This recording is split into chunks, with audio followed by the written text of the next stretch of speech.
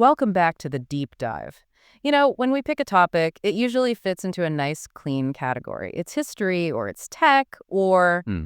maybe a business story. But this one is all of those things at once. It really is. We're looking at a huge scientific breakthrough, a kind of corporate thriller, and a public debate that it gets incredibly personal for a lot of people. We are talking about the HPV vaccine. And it's one of those topics where it feels like everyone already has an opinion, but maybe not the full story. Exactly. You see the headlines. It's either the single greatest cancer prevention tool we have, or it's this source of all these mysterious health issues. It's very polarized. Right. So our mission today is to step back from that. We're not here to pick a side. We're here to unpack the whole thing using, a bunch of sources, lecture materials, historical documents, safety data.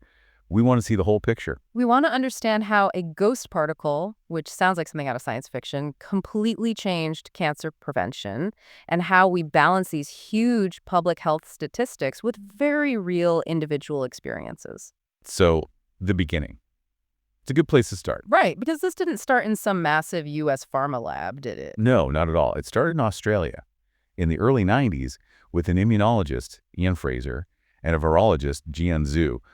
They were trying to solve this really tricky technical puzzle. They already knew HPV caused cervical cancer, right? That link was solid. The link was undeniable. But that's the problem. How do you make a vaccine for something that causes cancer? You can't just inject a cancer-causing virus into someone, even a weakened one. You absolutely cannot. The risk is it's a non-starter. So they had this really radical idea. They wanted to create what they called virus-like particles, VLPs. Okay, what does that mean? Imagine building just the outer shell of the virus, the sphere, but you leave the inside completely empty. There's no DNA, no genetic code, nothing. So it looks like the enemy, the immune system, recognizes it, but there's nobody home. Exactly. It's a ghost, a perfect decoy. But getting those proteins to just snap together into a sphere on their own, that was a massive engineering challenge. They finally figured it out. The ghost particle. And this tech ends up with CSL, a big Australian company, but they weren't quite big enough to take this global on their own. Not for something like this. Yeah. And this leads to a really fascinating little story from our sources. A business negotiation in the early 2000s. This is where a negotiator flies to Australia, trying to get the license for a Japanese company. That's the one. And CSL is feeling very confident. They tell this person flat out, our tech is way better than what Merck is working on in the States. A little bit of swagger. A lot of swagger. And after some back and forth, they get a verbal, okay, the deal is on. So this person flies back to Japan thinking they've just landed the deal of a lifetime. Can you imagine? The flight home must have been amazing. Yeah. But they land, they call CSL to get the paperwork started. Yeah. CSL says, sorry, the deal's off. Ouch. What happened? Merck happened. The U.S. giant came in, bigger offer, global reach. And they just scooped it up. Wow. And that one moment basically set the course for the next 20 years. It did. Merck put it on an absolute fast track. The vaccine was developed and on the market in just 2 or 3 years. Which, before COVID, was basically light speed. It was completely unheard of. It just shows you what a race it was. But that speed, that global push, that's part of the story too. Okay, so before we dive into the safety debate, I really need to understand the science here. How does this empty shell, this ghost, actually prevent cancer? It's about training the immune system in a place it wouldn't normally look. A natural HPV infection, it stays local. It's in the mucosa, the lining of the cervix, for example. So it's not really in the bloodstream. Barely at all. It flies under the radar. And that's why your natural immunity to it isn't very strong. But the vaccine is injected into your arm muscle. And the body goes into high alert. Full red alert. It sees these ghost particles and starts pumping out antibodies. I mean, levels that are 100, even 1,000 times higher than you'd get from a natural infection. Okay. And here's the clever part. There are so many antibodies in the blood that they actually start to seep out. They leak onto the surface of the mucosa. So they're waiting there, like an army already on the beach. Precisely. They form a defensive line. So when the real virus arrives, it gets neutralized before it can even infect a single cell. It can't get a foothold. That's a brilliant mechanism. And just to be super clear on a point that always confuses people, getting an HPV infection isn't the same as getting cancer. Not at all. That is such a crucial point. Almost all cervical cancers caused by HPV, yes.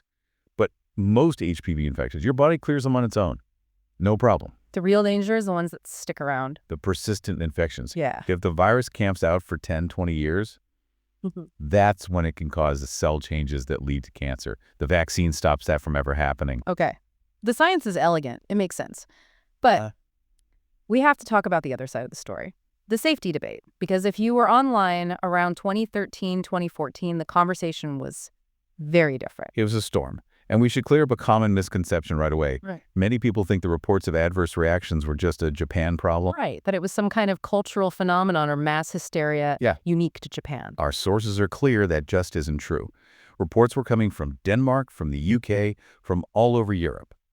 Young women reporting chronic pain, fatigue, POTS, this debilitating heart rate condition. So this was global. It was a global phenomenon, and it was taken seriously. The European Medicines Agency, the EMA, launched a huge review in 2015 to look into it. And right around that time, something else happened, something that changed how we all see this information. Yes, this is where technology and public health collide. After that EMA review came out, Google and other major platforms changed their search algorithms. How so? They started to prioritize what they called authoritative sources. So the WHO, the CDC. So before, if you searched for HPV vaccine side effects, you might get a YouTube video of someone's personal story, maybe something very emotional. The most sensational stuff would rise to the top. After the change, you get the official fact sheet. The algorithm essentially made those anecdotal reports invisible. Which on one hand combats misinformation, but on the other, it makes those people feel like they've been erased. It absolutely does. The symptoms didn't go away just because they disappeared from the search results. So let's look at the numbers. What do the statistics actually say about how common these severe reactions are?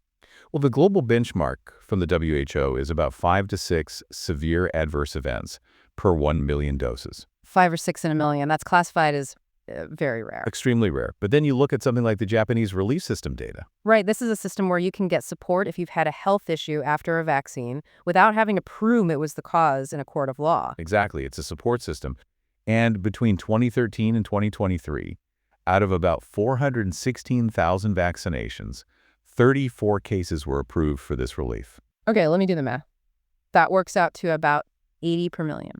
Right. So you have the global estimate of 5 per million, and the Japanese relief data suggesting 80 per million needed support. That's a big gap. It's a huge gap. And that really brings us to the core of this whole deep dive, doesn't it? How do we hold both of those numbers in our head at the same time? This is the absolute key. You have to be able to understand two different, seemingly contradictory ideas at once. So what's idea number one? Idea number one is the epidemiological verdict.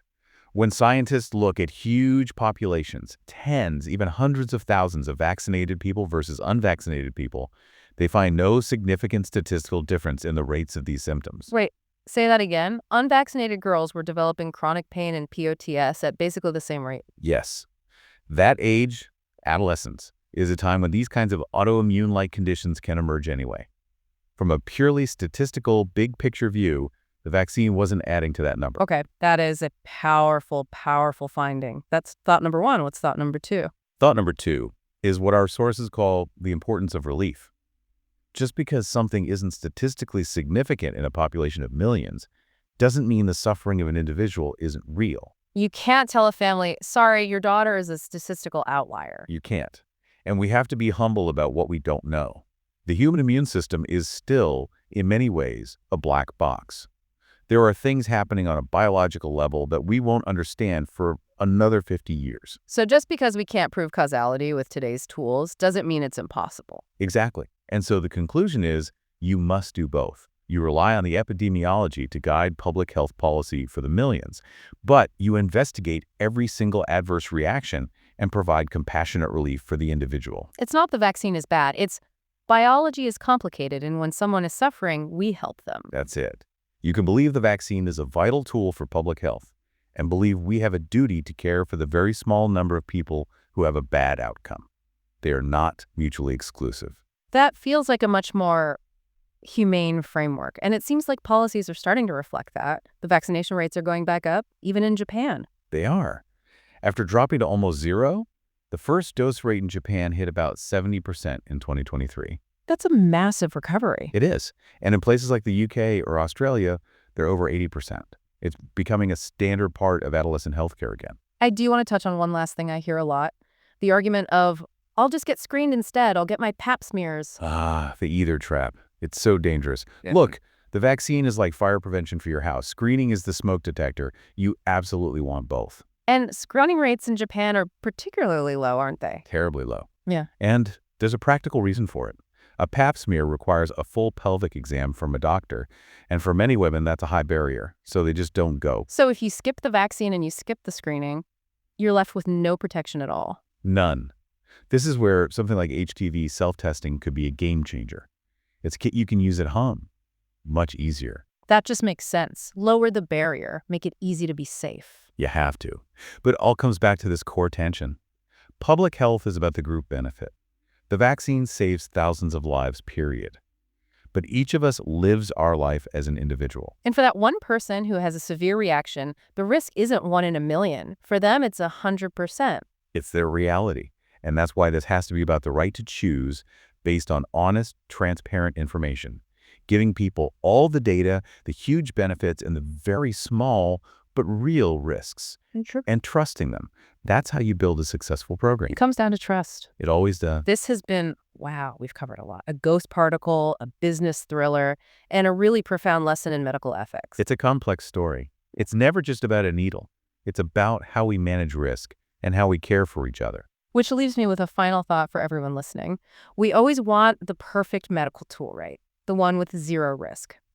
But if science tells us a vaccine works for the population, for the herd, and biology tells us that every single immune system is a unique mystery, then how do we build a system that can protect the many without ever abandoning the one?